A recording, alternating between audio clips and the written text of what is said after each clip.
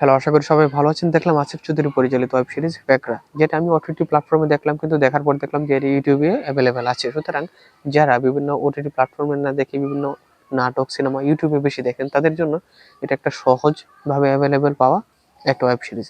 এটা এমন একটা ওয়েব সিরিজ যেটার ভালো একটা প্লটে তৈরি করা, কিন্তু ভালো ওয়েব সিরিজ না। মানে ডিসেন্ট বা আমার হিসেবে একটা দুর্বল ওয়েব সিরিজই। কারণ বাংলাদেশের প্ল্যাটফর্মে যেসব ওটিটি প্ল্যাটফর্মে যেসব নাটক, সিনেমা মুক্তি পায়, সেগুলোর বেশিরভাগই ভালো মানের। এমনকি সিনেমাতে যেসব সিনেমা মুক্তি পায় বা আর্ট ফিল্ম টাইপের, বাংলাদেশে তো আর আর্ট ফিল্ম হয় না, মানে ওই ধাপের নাটক সিস্টেমে যেসব সিনেমা মুক্তি পায়, সেগুলোর থেকেও কিন্তু ভালো মানের কাজ আমরা দেখি ওটিটি প্ল্যাটফর্মে। সেই হিসাবে এই আসিফ চৌধুরী পরিচালিত 'প্যাকরা' একটা দুর্বল বা ডিসেন্ট মানের কাজ আমার কাছে মনে হয়েছে। কেন আমার কাছে তেমন মনে হয়েছে সেটা আমি আপনাদের সাথে শেয়ার করব, এবং এটার কয়েকটা ভালো এবং মন্দ সাইড শেয়ার করব। শুরুতে আমি যদি বলি যে এটার যে প্লটটা, সেই প্লটটা কিন্তু খুবই ভালো। কিরকম? এই প্লটটা হচ্ছে শহরের বেশ কয়েকজন, যারা বিভিন্ন পেশায় যুক্ত, বেশ কয়েকজন যুবককে নিয়ে, যারা নির্দিষ্ট টার্গেটে একটা রাতে বের হয়, এবং এরপরে কিছু ফ্যাকরা বা ঝামেলার কারণে তারা তাদের প্ল্যান চেঞ্জ করে, এবং আস্তে আস্তে তারা অন্য কোনো গন্তব্যে, অন্য কোনো টার্গেটে তারা বেরিয়ে যায়।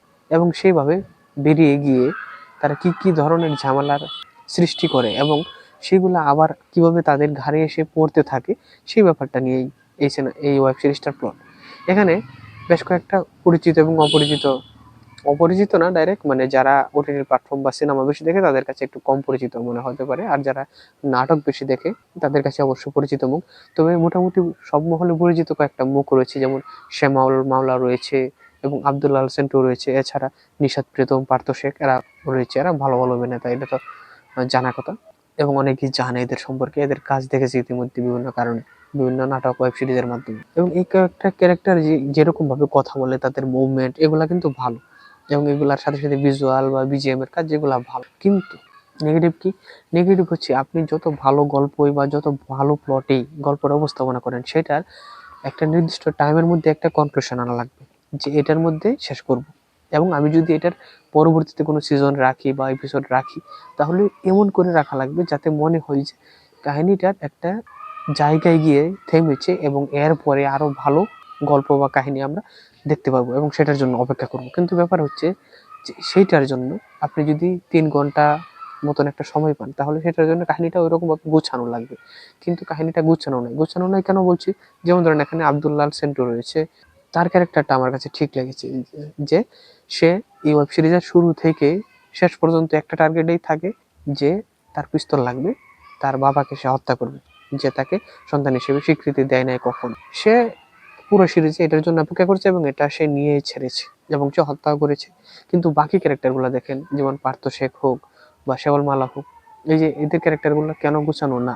কারণ হচ্ছে এখানে পার্থ শেখ এবং আরেকজনের নামটা আমার এই মুহূর্তে মনে নাই, আরেকজন পিস্তলের ব্যবসার সাথে জড়িত একজন কর্মচারীর মতন, সে পিস্তল নিয়ে আসে দোকান থেকে। সেই লোক এবং পার্থ শেখ, এরা কিছু টাকার জন্য পিস্তল নিয়ে ভেগে যায়, এবং আব্দুল্লাহ সেন্টুকে সাথে নিয়ে যায়। ঘটনাক্রমে একটা মার্ডার হয়, এবং সেই মার্ডারটাকে চেপে যাওয়ার জন্য, এবং সে নিজেকে আড়াল করার জন্য, এবং এর সাথে সাথে পার্থ শেখের গার্লফ্রেন্ডকে একটা হাসপাতাল থেকে নিয়ে যাওয়ার জন্য, সেই জার্নিটা পুরো 3 ঘন্টার মধ্যে তারা দেখিয়েছে। এবং লাস্ট পর্যন্ত তারা যে টার্গেটটা করে, যে আমরা হাসপাতাল থেকে গার্লফ্রেন্ডকে নিয়ে যাব, সেটা সে নিতে পারে না, উল্টো গুলি খায়। এই যে এদের ক্যারেক্টারগুলা এই 3 ঘন্টা দেখানোর মানে নাই, এবং তাদের ক্যারেক্টারগুলো আমার কাছে কনক্লুশনে এসেছে মনে হয় নাই। কেননা কারণ তারা তো তাদের গন্তব্যে যেতে পারে না, এমনকি তারা যেসব কাজ করতে চেয়েছিল কোনোটাই পারে না।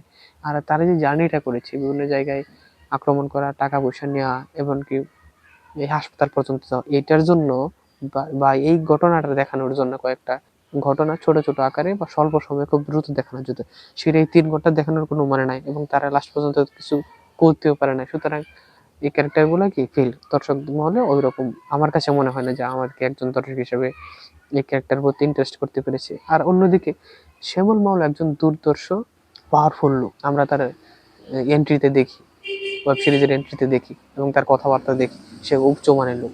কিন্তু উচ্চমানের লোক, এবং যে অন্যদের দিয়ে কাজ করায়, হ্যাঁ, এরকম একটা পাওয়ারফুল লোক।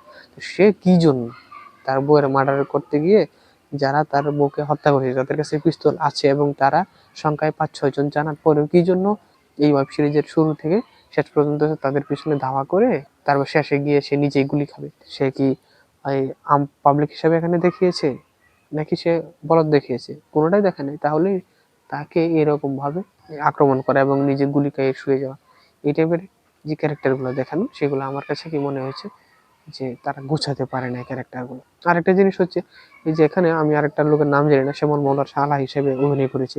এই যে তার যে ক্যারেক্টার, এটা কি কারণে, কোনো কারণই নাই এখানে, বা এই চরিত্রের কোনো প্রভাবে নাই ওয়েব সিরিজের কাহিনীর মধ্যে। সুতরাং এখানে অনেকগুলা ক্যারেক্টার আজেরে দিছে এবং অনেকগুলা ক্যারেক্টারকে তারা গুছাতে পারে না। জাস্ট আমার কাছে ঠিকঠাক মোটামুটি লেগেছে আব্দুল্লাহ আল সেন্টুর ক্যারেক্টারটা, এবং সেইটাই কি লাস্ট পর্যন্ত তার ক্যারেক্টারের উদ্দেশ্য বা পরিণতি মোটামুটি দেখিয়েছে। সেই হিসেবে এটা একটা দুর্বল মনের কাজ। তবে এইখানে এই সবগুলা ক্যারেক্টারের মধ্যে নজর কাড়ার মতন, বা যে ক্যারেক্টার দেখে মনে হবে যে এনজয় করছি, বা এটা দেখার পরেও মনে হবে এই ক্যারেক্টার কথা বেশিটা মনে মনে থাকবে, এরকম একটা ক্যারেক্টার, সেটা হচ্ছে আব্দুল্লাহ সেন্টুর ক্যারেক্টারটা। এই হচ্ছে কথা। তো আমি এতক্ষণ যেগুলা বললাম সেগুলো আমার ব্যক্তিগত মতামত। আর যারা ইতিমধ্যে ওয়েব সিরিজটা দেখেন না, তারা দেখে ফেলতে পারেন, ইউটিউবে অ্যাভেলেবেল আছে। আর যারা দেখে ফেলেছেন তারা আমার সাথে এগ্রি করেন কিনা সেটা কমেন্টে জানাতে পারেন, এবং সিনেমা নিয়ে নতুন নতুন তথ্য পেতে, আপডেট পেতে এবং রিভিউ পেতে আমাদের সাথেই থাকুন। আজকে তাহলে এ পর্যন্ত, সবাইকে ধন্যবাদ।